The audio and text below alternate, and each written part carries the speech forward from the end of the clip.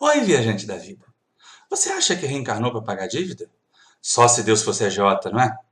Mas na nossa próxima viagem, nós vamos aprender para que serve a reencarnação. A melhor escola que existe. A que faz espíritos primitivos virarem verdadeiros anjos de luz. Então vem comigo nessa viagem. E enquanto roda a vinheta, você aproveita para se inscrever no canal.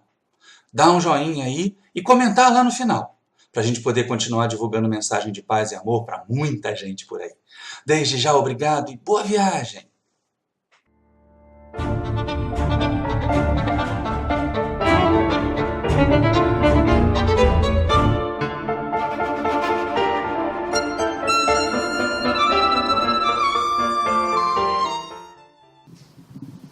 Queridos irmãos da família espírita, boa tarde.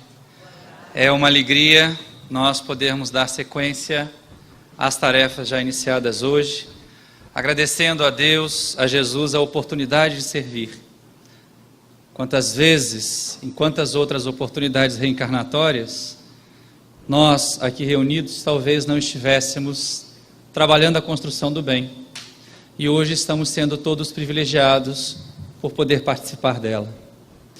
Quando se fala em reencarnação como uma oportunidade educativa, quando nós tomamos a ideia das várias existências como matrícula em escolas, que nós vamos assimilando valores, nos desvencilhando de falhas e aproveitando para crescer e transformar o mundo em que estamos, é imensa a responsabilidade daqueles de nós que já estamos vivendo. Reencarnar não é apenas chegar num planeta, chegar num corpo de carne, é todo o processo. E assim como vivemos, assim como nós conduzirmos a nossa existência na Terra, encontraremos resultados felizes ou funestos para as próximas jornadas. Na França medieval do século XIV, mais ou menos pelo ano de 1337, um nobre senhor, Duque Gaston de Bar, dominava a tudo e a todos, criatura acostumada a comprar terras, coisas, pessoas, consciências. Tudo que lhe interessava, Gaston conseguia. Era poderoso, tinha homens que lhe serviam. O que não pudesse conseguir de forma lícita, ele sabia agir pelas formas menos lícitas e garantir assim os seus interesses. Já maduro, depois dos 50 anos, o que para aquela época é uma expectativa de vida até excessiva, Gaston se permitia todos os tipos de facilidades, de exações, de deslizes, principalmente no campo moral. Suas aventuras amorosas eram conhecidas de todos. Era uma criatura temida, mas não necessariamente respeitada e querida. Mesmo assim, porque a sua fortuna era grande, porque sua fortuna tudo comprava, Gaston vivia tranquilamente, sem preocupações. Adversários eram removidos, todos os interesses eram atendidos, seus mínimos caprichos eram facilmente atendidos. E de repente, nesta situação, numa dessas muitas festas que aquela sociedade conseguia promover, já que o grupo de nobres, as criaturas ditas de sangue azul, aqueles que tinham alguma herança de família conseguiam ter, era um grupo reduzido, naqueles tempos em que mais se cultivava a terra do que se produzia artefatos. Gaston conhece numa dessas festas uma jovem, Eveline, de aproximadamente 15, 16 anos, e se toma de encantos por ela. Ela era bela, era viçosa, tudo o que o seu corpo já carcomido pelo tempo ansiava. Tudo que os seus desejos desequilibrados, os seus desalinhos na área da sexualidade, imaginavam ter por presa preciosa. Mas no instante da aproximação, conhecedora da sua fama, Eveline mantém-se distante, mantém-se fria. Seus pais também nobres, mas vivendo momentos difíceis, de situação financeira complicada. E Gaston percebe que a única maneira de alcançar seus objetivos, de capturar aquela presa, seria tornar insustentável a vida da família e aparecer depois como grande solução para aqueles problemas. E assim começa a articular com os seus sócios, com os seus companheiros, Até que em determinado momento, julgando fazer um negócio vantajoso, o pai de Eveline lança toda a fortuna da família em algo que não existia e se vê à bancarrota. Nessa hora, então, com uma raposa que rondava já o galinheiro há muito tempo, Gaston se apresenta, solícito, com a proposta de que os nobres não deveriam passar por necessidades, que caberia a ele, então, na condição de duque, do ser mais abastado daquela localidade, socorrer a família. E para isso se propunha desposar Eveline, tê-la como esposa, juntando aos haveres da família um precioso dote. Eram tão comuns os casamentos, era tão desesperadora a situação daquela família naquela época, que nós poderíamos dizer que Eveline foi vendida a Gaston. Fizeram-se as núpcias, aquela conquista estava realizada, ele de certa forma, à revelia dela, a contragosto, também saciara os seus anseios e seus desejos, e logo depois voltava às suas aventuras, às suas muitas e múltiplas aventuras, enquanto Eveline ficava vivendo naquela prisão, uma gaiola dourada, é verdade, mas ainda assim infeliz, sentindo-se amargurada e principalmente cultivando contra ele um profundo ódio e repulsa, já que ele havia ceifado seus sonhos de moça, já que ele havia impedido que ela realmente encontrasse felicidade. O tempo foi passando, cerca de uma década transcorre naquela situação de frieza, ambientes separados, dormitórios separados, encontros fortuitos, até que de repente um fato acontece. O pároco, que mantinha a capela, que sustentava e de certa maneira conduzia o rebanho de Gaston, obediente, já era muito velho e desencarna. E ele então solicita ao bispo que envie um substituto. Era necessário que seus colonos, aqueles que cultivavam a terra, tivessem sempre uma diretriz segura para se manterem servis e obedientes, como a igreja tão bem sabia fazer naquele tempo. E ele também precisava de alguém a quem recorrer para confessar os seus pecados, imaginar-se absolvido e voltar a errar. E desta maneira então chega às propriedades de Gaston, o jovem padre Albert, que era uma criatura sem nenhuma vocação para o sacerdócio. Como muitos dos jovens da sua época, apenas acostumado, mandado ali pela família para, de certa forma, construir um futuro. E é interessante que a jovialidade de Albert, um pouco mais velho que Eveline, contrastava demais já com o corpo envelhecido de Gaston. E a jovem começa, de certa forma, a suspirar por ele. Era sacerdote, bem sabiam, mas quantos e quantos não se permitiam suas quedas? Quantos não mantinham verdadeiras famílias às ocultas? Mas Eveline era casada e Gaston era poderoso. Se qualquer coisa ventilasse, se essa ideia passasse pela sua mente, Albert e Eveline desapareceriam como muitos dos adversários de Gaston.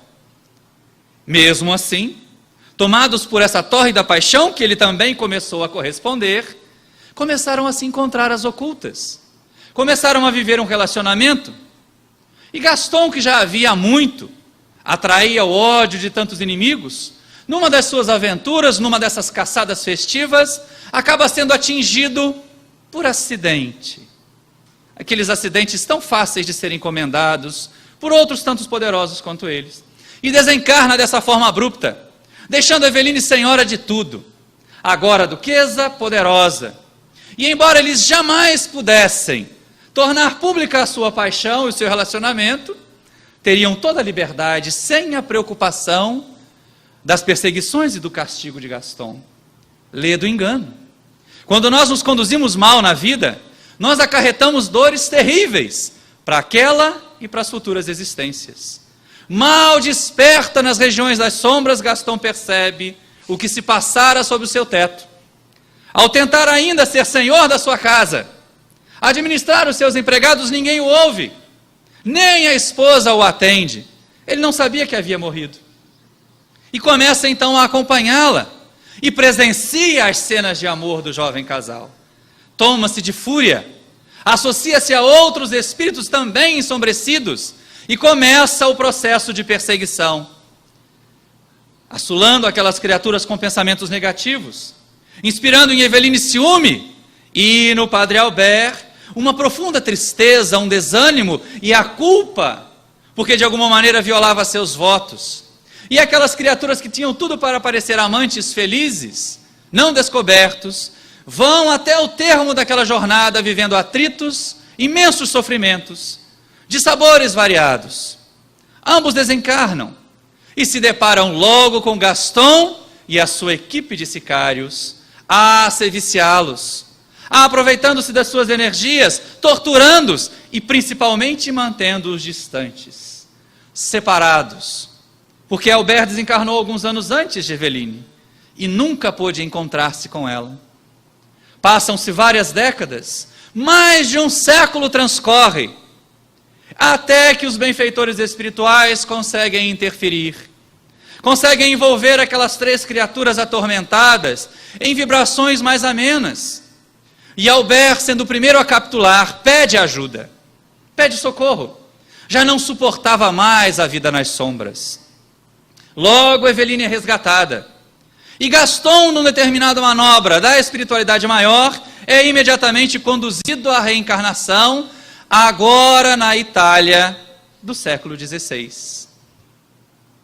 Mais algum tempo de preparação para aqueles espíritos, ajustes sendo feitos, planejamento, interferência da espiritualidade amiga, para que finalmente encontrassem a paz. E Albert também retorna, desta vez em condição privilegiada, volta como conde, filho de condes, o jovem Lúcio, que tinha muitas esperanças, animado, desejoso de crescer, meter-se em aventuras. Alguns anos apenas depois da reencarnação de Albert, agora Lúcio, Eveline também volta, em condição humilhante, de simples colhedora de uvas nas propriedades que um dia seriam daquele senhor Lúcio. O tempo vai passando, a infância tem a facilidade de entorpecer o nosso passado delituoso. Crianças brincam com a maior tranquilidade, mas uma hora o espírito desperta. E quando finalmente Lúcio, aquele que havia sido o padre Albert, que fracassara tanto em seus votos, começa a se desenvolver, faz-se rapaz, sonhava em poder colocar-se em aventuras, embardar-se um dia com uma armadura e buscar as donzelas a salvar, os inimigos a destruir. Mas ele era filho de condes, cultivadores de uvas, os melhores produtores de vinho da sua região. Forneciam à igreja, forneciam aos nobres, viviam vida abastada, mas não caberia a ele, Lúcio, primogênito da família, herdeiro do título, herdeiro das propriedades, qualquer tipo de aventura que não fosse ser o senhor daquelas terras. E já que não lhe era possível aventurar-se fora, Lúcio aventurava-se em suas próprias propriedades. E no ano de 1585, Lúcio caminhava numa tarde de primavera entre os parreirais.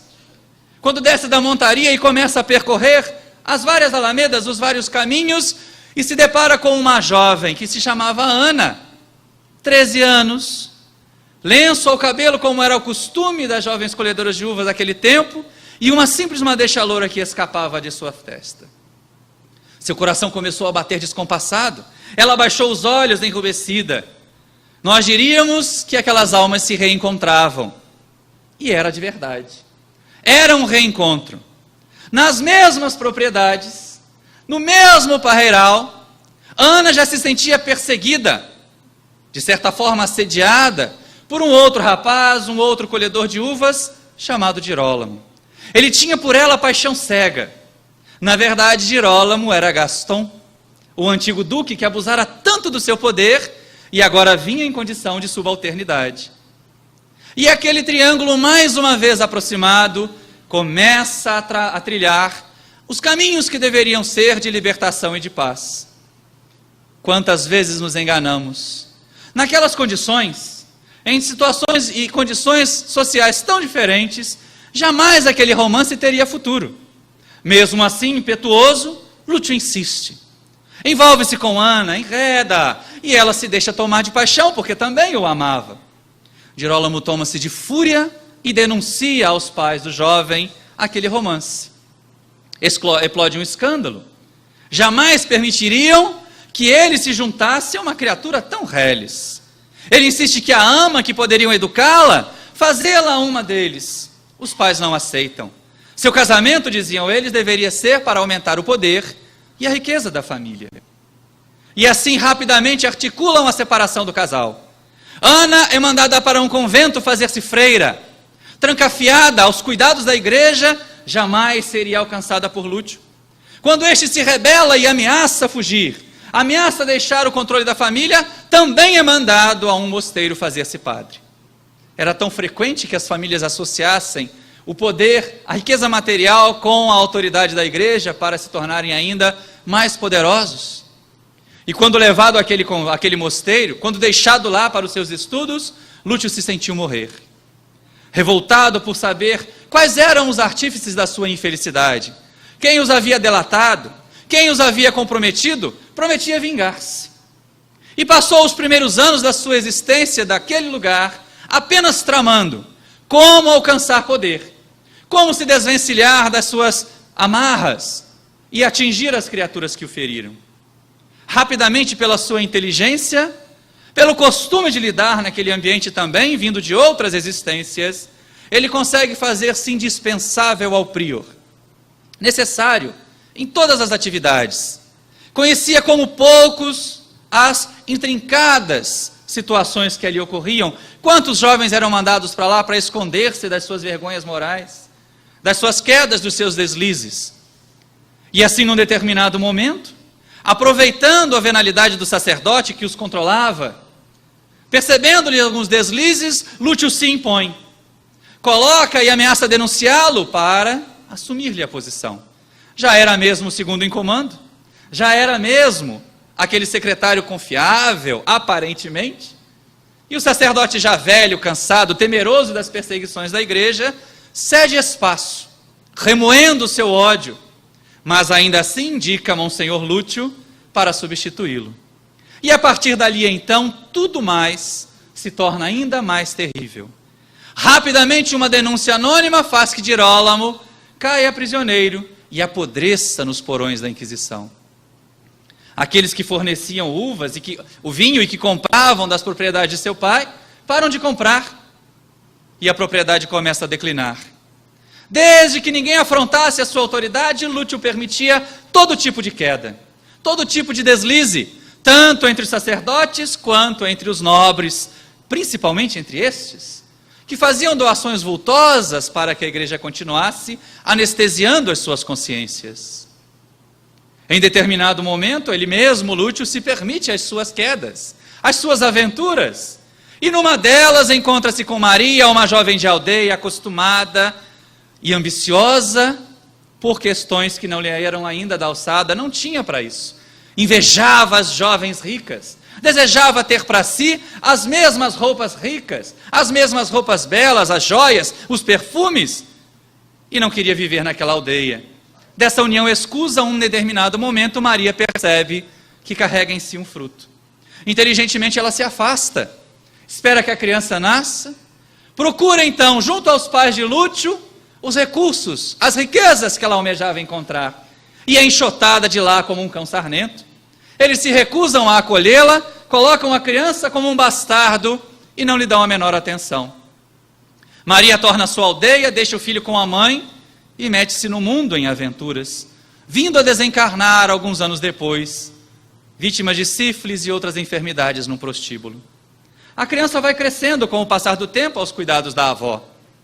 Quando já na adolescência, quando em torno dos 17 anos, ela, sabendo que não ficaria muito mais tempo na terra, toma o menino e o leva ao mosteiro, para que ali se fizesse padre, para que ele tivesse pelo menos um tipo de futuro, aquele que a igreja proporcionava. No início não fora aceito. O secretário de Monsenhor Lúcio, que vinha atender, dizia que o mosteiro estava cheio, que não poderia acolhê-los. Mas a velha então revela para ele em segredo a origem do jovem rapaz. E ele não poderia afrontar, se Lúcio soubesse, se já fosse do conhecimento do seu superior, que aquela criatura era parte dele, e ele provavelmente o puniria. E naquela tarde, então, segue com Carlo até o gabinete de Monsenhor. Ele despachava, colocava sua assinatura em algumas cartas, apunha seu sinete e lacrava outros, não havia levantado ainda os olhos. Quando finalmente olhou para os que estavam à sua frente, ficou branco como uma vela de cera. Ele estava se vendo. Embora Carlo, era este o nome do jovem, fosse franzino, bem menor do que ele havia sido quando jovem, era o seu retrato vivo. E o coração de Lúcio disparou mais uma vez. Ele que julgava seus sentimentos soterrados pelo ódio, pelas suas quedas, sentiu de novo que era capaz de amar. Despertou mais uma vez a sua afetividade pelo amor daquele filho que ele sabia que tinha. Veio a confirmação de que assim era. E a partir daquele instante, próximo aos 45 anos, Lúcio começa a sua caminhada de refazimento. Todos aqueles anos, aquelas décadas perdidas em quedas, agora deveriam ser corrigidas, e ele tinha muitos inimigos, muitos adversários. Quando o jovem Carlos fez seus votos, ele resolve então deixar o comando do mosteiro para mais próximo atendê-lo. E então os separam. Mandam o rapaz continuar suas tarefas em uma outra instituição. E mais uma vez, pela segunda vez naquela existência, Lúcio sente o seu coração rasgar-se, como quando foi separado de Ana. Só que agora já era mais maduro. O tempo que acompanhou Carlo, o tempo que verificou como era possível servir a Jesus e com Jesus, acompanhando os jovens empolgados, com aquela proposta que ele mesmo não vivenciava, serviram-lhe de algum medicamento para as dores da alma. E ele começou então, já que não tinha junto de si o seu filho, a trabalhar pelos filhos dos outros, pelos jovens que ali eram acolhidos, tornando-se cada vez mais brando, cada vez mais gentil. Passou a visitar as aldeias, a cultivar um jardim em torno do mosteiro que era tão árido, que causava tantos temores. E por mais de 40 anos assim agiu. O tempo passa rápido, e naquela época de pouca expectativa de vida, ninguém imaginaria que um homem chegasse aos 85 anos. Ele chegou. Os seus adversários não, então, só se lembravam no entorno do mosteiro do velhinho gentil, que visitava os pobres, que orientava os jovens e que cultivava um jardim. Suas culpas estavam esquecidas não por ele, mas pela sociedade que o acolhia. E exatamente como prêmio por aqueles 40 anos de tentativas de transformação, numa tarde de primavera, quando Lúcio volta da aldeia, encontra à beira do caminho, a debulhar-se em lágrimas, um jovem. Havia perdido a noiva, ela havia fugido com um jovem que passara por ali oferecendo facilidades. E ele se sentia desesperar, não havia razão para viver. Chamava-se Piero, tinha 18 anos, a mesma idade quando Lúcio conheceu Ana. O sacerdote apenas o abraçou e deixou que extravasasse os seus sofrimentos. Depois tomou-o pelo braço e foi até os jardins que cultivava no mosteiro. Perguntou a Piero: o que é que você vê, meu filho? Eu vejo rosas, das mais variadas cores, e estas próximas de nós são rubras como sangue. Isto mesmo. Nós poderíamos dizer, Piero, que o amor entre os homens e as mulheres é representado pelas rosas. São lindas, exuberantes, exalam inebriante perfume, mas se nós não soubermos lidar com elas, ou nos espetaremos nos espinhos das hastes, ou as despetalaremos com as nossas forças excessivas. E Piero parou de chorar. Depois tomou-o pelo braço mais uma vez e caminharam mais alguns passos, chegando finalmente a um canteiro que pintava de dourado até onde a vista alcançava. E agora o que é que você vê, Piero? Girassóis, Senhor, muitos girassóis. E o sacerdote sorri porque ele experimentava as sensações que iria ensinar. Piero, meu filho, os girassóis podem representar para nós o amor dos pais pelos filhos e dos filhos pelos pais. São fortes, vigorosos e sempre estão a buscar a luz. Então é isto que eu desejo, diz Piero. Vou voltar à minha casa, agradecer aos meus pais por terem me cuidado, por terem me amado, e logo tomarei outra esposa, para com ela também ter filhos. E Monsenhor Lúcio diz: espera, Piero, na vida, meu filho, assim como no nosso passeio por esses jardins, é necessário, antes de chegar ao canteiro dos girassóis, que passemos pelo canteiro das rosas. Deu-lhe um beijo e entrou no mosteiro para orar. Voltaremos a essa história depois, mas nela nós percebemos como nós somos capazes de criar para nós mesmos infelicidade, ou muita felicidade. As criaturas estamos na terra procurando a felicidade de todo jeito. Se nós dissermos aqui, alguém quer ser infeliz, ninguém vai levantar a mão. Alguém quer ser feliz, todos levantaremos as mãos. Mas na nossa sociedade, principalmente nesses tempos de tanta competição, nos tempos modernos, as criaturas estão procurando a felicidade onde ela não existe. Tentam imaginar que felicidade é um destino, colocam metas inatingíveis e, lógico, se tornam infelizes. Parece lembrar uma história de um certo capial lá do interior de Minas, que no cair da tarde se abaixa na frente da varanda da sua casa e começa a remover moitinhas de mato, levantar pedrinhas. E nisso passa o compadre dele e cumprimenta. Oi, João. O João estava abaixado. Oi, Zé, tudo jóia? Tudo bom, o que você está fazendo? Ah, Zé, estou procurando as moedinhas que eu perdi, para pode comprar o pão, uma broa de milho, para fazer um café para nós lanchar. E o Zé, muito solícito, resolveu se abaixar e ajudar o João a procurar as moedinhas. E levanta toco de pau, e vai procurar em pedras, e nada. Já começava a anoitecer, quando o José, com o joelho esfolado, disse, João, você tem certeza que essas moedinhas sumiram aqui? O João diz, não, Zé, elas sumiram lá na sala de casa, mas estava tão escuro que eu resolvi procurar que está mais claro. É o que nós fazemos com a felicidade.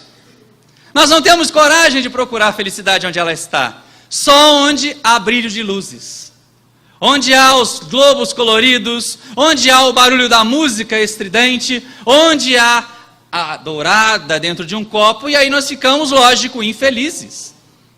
Seguimos por descaminhos, e aproveitando até a forma bastante pedagógica que Joana de Ângeles utiliza em suas obras, nós vamos ver alguns, porque ela costuma nos apresentar as fontes de dor, e depois, lógico, ciente de que toda direção tem dois sentidos, aqueles que deixam de caminhar no sentido da dor acabam caminhando no sentido da felicidade. E ela nos apresenta também os sentidos da felicidade. E na sociedade em que nós estamos hoje, talvez, uma das mais terríveis e avassaladoras fontes de dores, de infelicidade, seria o nosso apego às coisas materiais, o nosso orgulho exacerbado. Quantas criaturas se atormentam porque alguém está se destacando mais do que elas? Não dormem, mas porque fulano foi citado e eu não fui. Outros querem de qualquer maneira ter poder e passam por cima dos companheiros e usam de recursos escusos na empresa onde trabalham para alcançar aquele objetivo. Passam noites insones tramando como remover os seus superiores do cargo. E quando finalmente chegam ao cargo, já começam a passar noites insones, porque ficam imaginando, alguém deve estar pensando em fazer a mesma coisa comigo. E não conseguem ter sossego, não conseguem ter paz. Outros vendem a mãe para conseguir alguma coisa e alguns nem entregam. Então a gente percebe como essas criaturas se atormentam. Elas são possuídas pelas coisas que têm. Ah, eu vou ser feliz quando eu tiver uma mansão. Aí tem a mansão e fica preso dentro dela porque fica com medo de sair. E o amigo do alheio entrar e levar a TV de plasma, levar o outro carro que ficou na garagem, e não sai. Não, eu não posso ir lá assistir a palestra, porque pode ser que a minha casa fique sozinha e entre o ladrão aqui. Ou então gasta uma fortuna para comprar um carro que vale mais do que uma casa. E depois fica refém do carro. Poça de lama não posso. Quase pega o carro nas costas e atravessa por cima da poça. Está chovendo e hoje eu não posso ir ao centro porque está chovendo. E o carro é que dita para ele para onde ele vai, que tipo de prazeres ele vai ter. É ou não é fonte de infelicidade? São ou não são causas de tormentos, que nós voluntariamente escolhemos. Não seja assim conosco. Mas pior do que isso, porque provavelmente isso está fora de nós. Uma vez conscientizados ou frustrados, porque nem todos conseguem, para nossa felicidade, nem todos os ambiciosos conseguem a posição, o poder ou o dinheiro que desejam, a benefício deles mesmos, mas há outras coisas que são piores, porque elas estão dentro de nós. E não há nada mais infelicitador do que nós nos deixarmos olhar pelas observações dos outros. Querermos ser o que os outros imaginam que nós devemos ser. Modelar as nossas vidas pela opinião alheia. Ah, eu tenho que emagrecer porque a moda agora é ser magro. E aí passa comendo alface no café da manhã, uma azeitona no almoço, jantar nem pensar, porque ele já está gordo, e aí vai vivendo aquela tortura. A prisão estética, o controle que os outros exercem e que o mundo exerce, as opiniões alheias exercem em nossas vidas, é sem dúvida nenhuma fonte de infelicidade. Quantas criaturas ficam assim, mas eu só vou conseguir ser feliz a hora que eu fizer a lipo, para tirar os pneuzinhos, e aí fica infeliz. Eu só vou conseguir ser feliz quando eu conseguir fazer aquela cirurgia plástica, e fica infeliz. E não imaginemos que isso seja característico de mulheres ou de pessoas em idade mais madura, não, ao contrário. Com o passar do tempo só piora. Mas desde uma mais tenra idade é assim, a criança vê o outro com tênis que acende luzinha, e ele se atormenta porque ele precisa até ficar bonito com um tênis que acende luzinha. Porque tem que ser daquele mesmo jeito. Aí chega na adolescência, vem os padrões de beleza que vêm de fora para dentro. E as pessoas ficam imaginando, eu tenho que me encaixar, né? Como é bonito aquele vestido na atriz, aquele tubinho preto que deixa as formas todas torneadas, e aí ela faz prestação de 20 vezes e compra o tubinho preto. Quando ela entra nele, parece um colchão amarrado. As gordurinhas estão fugindo para tudo quanto é lado. Não conseguem ser felizes. Ou então a história da dieta. O padrão de beleza são tão fugazes, gente. São tão transitórios. Hoje nós os temos. Daqui a alguns meses não serão mais os mesmos. E aí os jovens começaram, a beleza agora é ter piercing. Aí bota um piercing, bota outro, bota mais um. Quando acaba a moda do piercing, que tira tudo, está parecendo uma peneira de tanto furo. E infeliz ainda. E incapaz de ser feliz. E as coisas vão se tornando cada vez mais complicadas. Hoje em dia, por exemplo, o padrão de beleza feminino que a mídia nos apresenta é a tábua de passar roupa. Que é aquela mulher tão magra que quando está de frente parece que está de lado, quando está de lado parece que foi embora. Pelo menos economiza, é um móvel a menos para comprar na hora do casamento. Mas não foi assim sempre. Se nós voltarmos 200 anos, o padrão de beleza, por exemplo, de um goi na sua marra desnuda, é aquela mulher rechonchuda que a gente nem percebe que está desnuda. Então, como isso é tão transitório, por que nos aprisionarmos? Por que vivermos a tortura da estética? São caminhos de infelicidade. É procurar as moedinhas do lado de fora da casa. A felicidade vai estar dentro de nós. E como nós dissemos, o tempo apenas piora. Porque naquele primeiro momento em que tem um impacto no espelho do fio de cabelo branco, corre para a farmácia, prateleira mágica, aí um dia o cabelo está roxo, outro dia está amarelo, outro dia está caju, e erra e mistura as tinturas, e fica aquela coisa alucinante.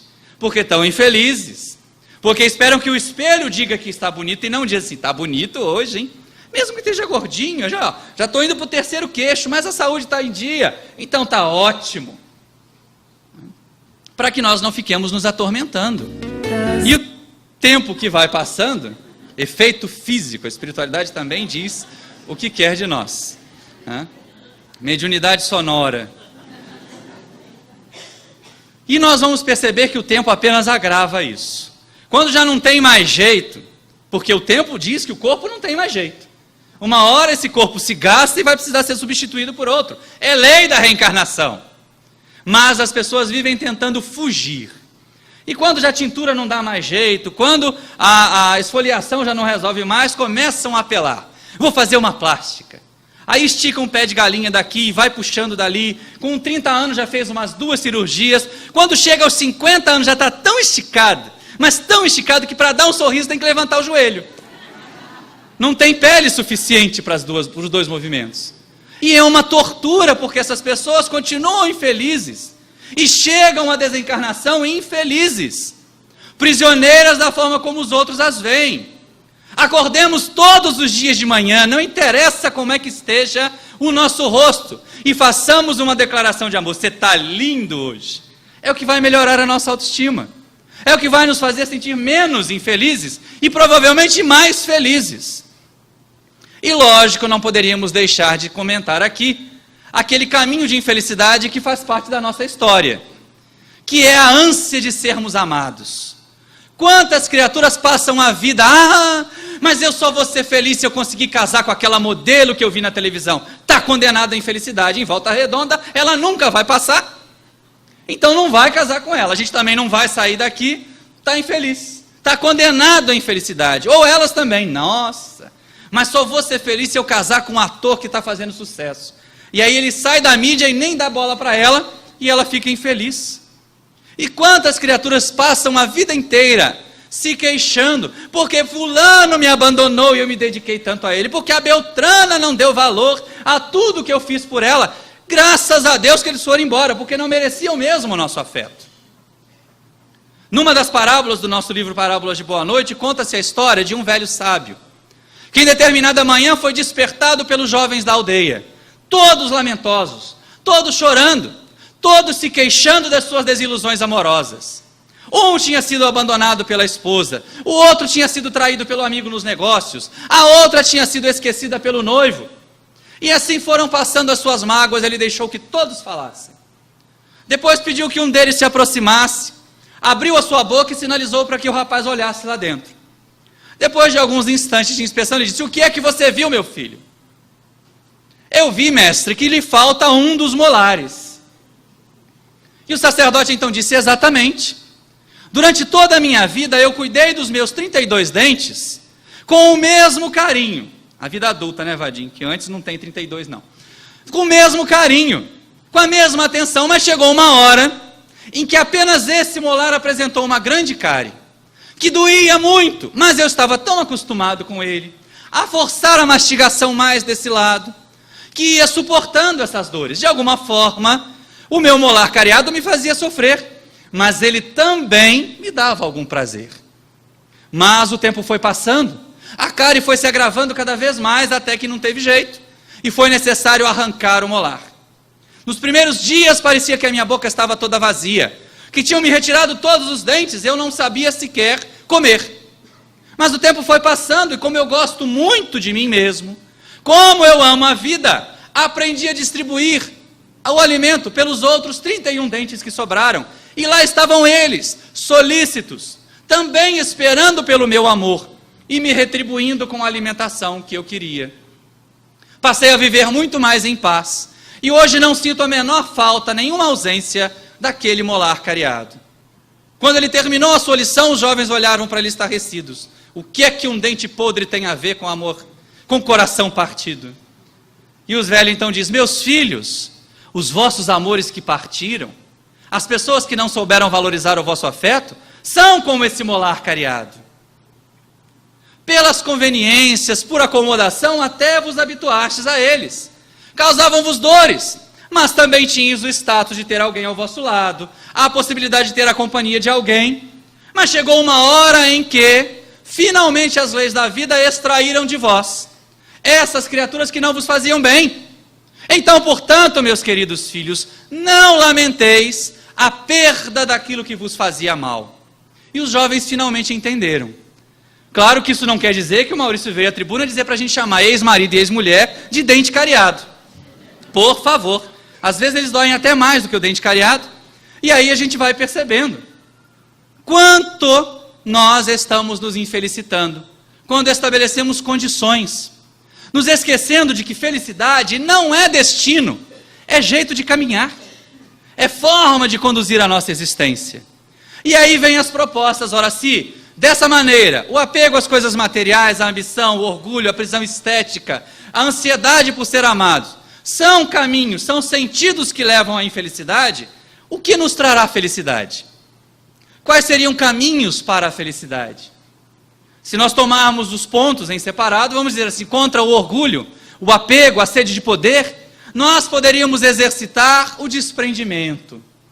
Para que eu vou me preocupar se o outro foi citado na hora da prece e eu não? Os mentores sabem que eu estou aqui e preciso deles. Para que eu vou me preocupar se o outro comprou um carro novo e o meu é algum carro de 3 anos, ele ainda anda. E aí nós vamos passar a dizer as nossas coisas: olha, sou eu que possuo você, não é você que me possui. Então eu vou fazer a minha viagem e a casa fica aí, porque ela é menos importante do que os valores, do que os amigos que eu vou encontrar, do que as alegrias que eu vou viver, do que a paz que eu vou experimentar. Vamos dizer ao carro: carro, você não me possui, portanto faça o favor de me levar até lá ao centro que eu quero assistir a palestra, que eu quero participar da campanha do quilo. Não interessa a lama não, passa por cima da lama, depois a gente dá uma ducha no posto. E o carro vai ter que obedecer, e nós passaremos a ser senhores das nossas vidas, muito mais leves. Quem não tem que carregar a casa com a TV de plasma, quem não tem que carregar o carro nas costas quando sai muito mais leve, sai muito mais feliz.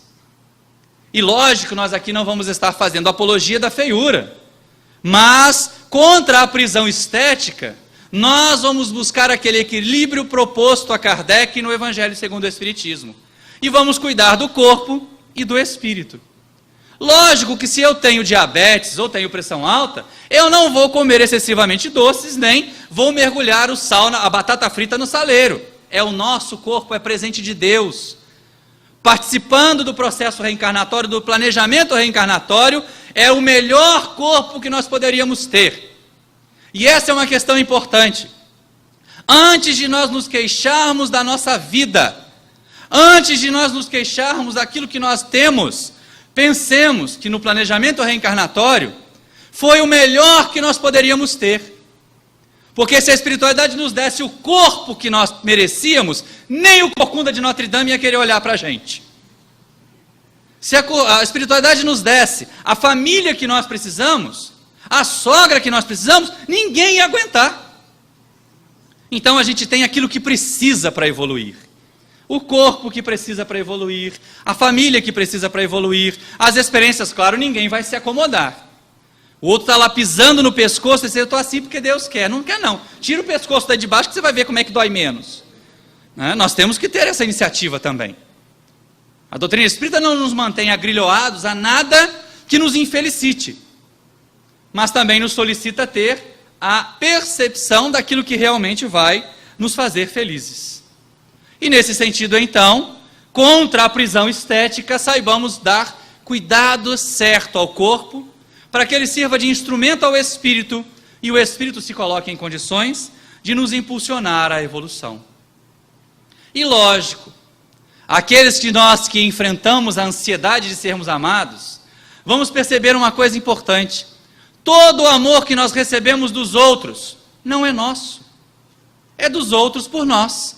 O único amor que nós possuímos é aquele que nós ofertamos aos nossos semelhantes. É o único que nós controlamos. Porque é assim: minha mãe me ama, mas no dia que ela desencarnar, você não vai ter mais aquele amor tão próximo. E aí seremos infelizes? Mas não, eu amo. Eu sou capaz de amar essa pessoa, aquela outra, de colaborar para que as pessoas sejam felizes também. E aí nós vamos nos sentir repletos. Amar primeiro, amar mais e amar intensamente. Esta é a proposta. Esta é a maneira de nós nos livrarmos daquela terrível sensação de vazio. Eu estou sozinho, tem que sair para procurar alguém. Não precisa. A pessoa que nós precisamos, a pessoa que vai compor conosco uma existência, certamente estará em busca de nós como nós estamos dela, mas num caminho de suavidade. Não vai ser, se existisse, porque nós aprendemos com a doutrina espírita que não existe, mas não vai ser numa festa rave que nós vamos encontrar a nossa alma gêmea. Ali a gente só vai encontrar o gema, quando não é da polícia, é dos compromissos assumidos que depois a gente tem que arcar com eles. Não vai ser no barzinho que nós vamos encontrar a pessoa perfeita, recatada. As pessoas que estão ali não estão interessadas exatamente em amor. Podem estar interessadas em sexo, mas não em amor. Então saber onde procuramos. Normalmente será nas trilhas do bem que nós vamos encontrar a pessoa que mais bem nos fará. Enquanto estivermos a serviço, ela provavelmente estará no roteiro de encontro conosco. Se nós desviarmos do serviço, vamos encontrar as outras possibilidades. Aquelas como o Lúcio encontrou, que era Maria, que não era um compromisso seu daquele momento, mas passou a ser. Passou a ser um débito, que ele deve resgatar logo mais adiante. E assim nós vamos percebendo como a vida, como a reencarnação se faz escola, processo reeducativo para cada um de nós, nos impulsionando sempre à felicidade. O único fatalismo da lei divina é o progresso. A única certeza que nós temos é que nós vamos ser felizes, quando e como a responsabilidade é nossa. Como Deus é sábio nesse sentido. Nós vamos escolher o tempo e o caminho para sermos felizes. Só depende de nós. Só depende dos nossos interesses. Daquilo que nós estamos buscando. Se ainda apegados à matéria, tudo que é transitório desaparece e aí a felicidade desaparece junto. Mas se nos vincularmos aos valores do Espírito, como nossos personagens dessa história não souberam fazer ainda, nós vamos ter junto de nós coisas que são perenes. E mesmo que em determinado momento a distância seja imposta, a separação seja imposta, por expiação, por processo educativo, se cultivamos o amor, certamente permaneceremos juntos. Encontraremos almas afins que refletirão a nossa possibilidade de sermos felizes. E aí veremos na reencarnação a bênção divina, que para criaturas equivocadas, erradas, como aquele Gaston, como aquele Albert, como aquela Eveline, que depois se fizeram Girolamo, se fizeram Lúcio e Ana, a possibilidade de mais uma jornada terrena. Mas é interessante destacar que aquela história que ainda não acabou, que ainda está em trânsito, há para Monsenhor Lúcio o prêmio pelos 40 anos de dedicação e esforço de transformação do seu encontro com Piero, filho da sua alma. Passaram 10 anos juntos. Piero começou a colaborar com Lúcio no cultivo dos jardins, a aprender com ele várias lições de amor, a se transformar numa pessoa melhor, e Lúcio também. Para merecer o afeto de Piero, se esforçava ainda mais para vencer o velho Lúcio do passado. Mais alguns anos, e aquele corpo frágil, combalido, enfraquecido pelo tempo, já não suportava mais. E o inverno de 1662 havia sido muito, muito intenso. E Monsenhor Lúcio já agonizava em sua cela. Quando Piero chega da lida, trabalhar nos jardins, vai ter com o mestre, beijar-lhe a mão, aprender um pouco mais, fazer-lhe carinho. Em determinado momento, acariciando as mãos de Monsenhor Lúcio, vê quanto ela estava enrugada. E diz: quantos anos vividos, mestre? Quantas alegrias, quantas lutas, quanta experiência. E Lúcio lhe diz: mas Piero, você conhece bem a minha história. Se fizeste meu filho do coração, compartilhei contigo todas as minhas peripécias na vida. Sabes o quanto errei e quanto tenho me esforçado por acertar. Meu filho, não é o número de anos que importam numa existência, para que ela seja feliz ou infeliz, mas a maneira como nós vivemos, os anos que nos são concedidos para nos fazermos felizes. E Piero aproveita esse instante e diz: mas mestre, de todas as lições que aprendi contigo, uma apenas ainda me faz refletir. Por que os girassóis são a representação do amor dos pais pelos filhos? O velho sorri e diz: mas você mesmo já pode responder isto. Nestes 10 anos, não tenho ao meu lado meu querido Carlo. Há muito não percebo nem sequer o pensamento e a presença de Ana. Mas você tem sido o meu filho. O filho querido a quem me dedico, a quem ensino e por quem me transformo. Por quem busco ser melhor, para ter coisas melhores para te ensinar. Assim fazem os girassóis, Piero. Perpetuam esse amor que nós sentimos. São flores fortes, vigorosas e ímpares. Não há 2 girassóis iguais em nenhum jardim do mundo. Não há 2 pétalas iguais num mesmo girassol.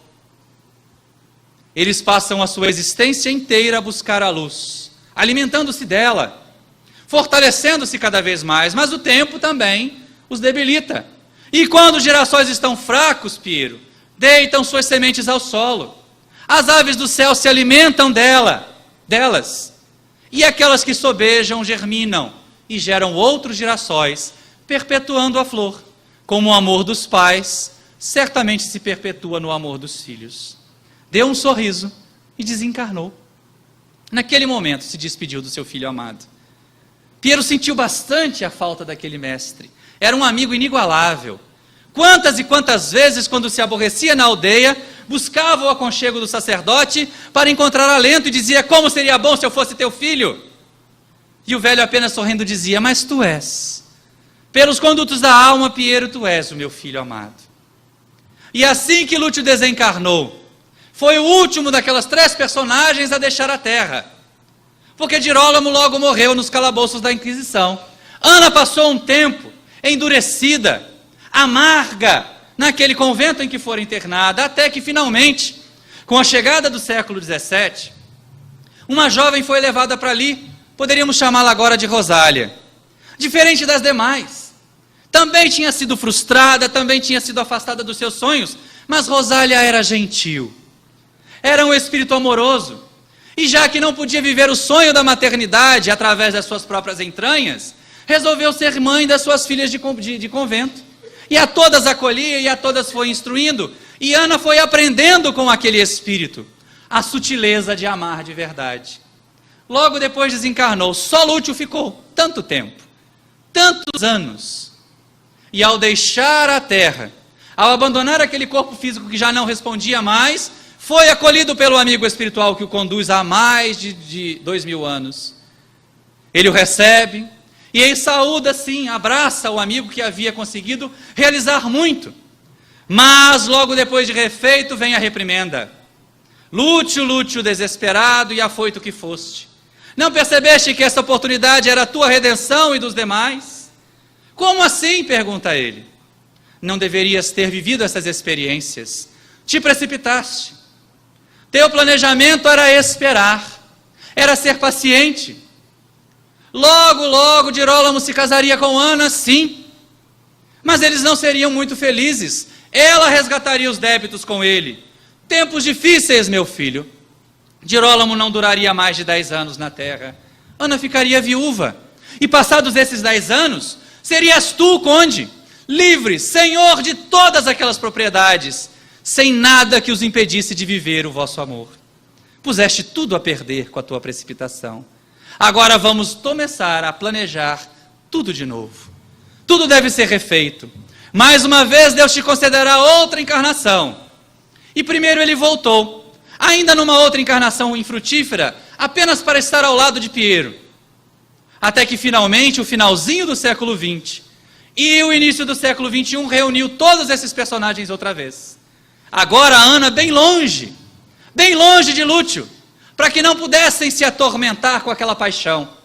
E ela encontra-se com aquele que fora Girolamo, se casam, e ela está trabalhando para equilibrá-lo, principalmente na área da afetividade descompassada, descontrolada. Do seu lado, Lúcio vai retomando as suas atividades, resgata seu débito com Maria, permite a ela ter a dignidade de viver, como não havia permitido antes. Mas não são espíritos comprometidos entre si, e logo também se distanciam.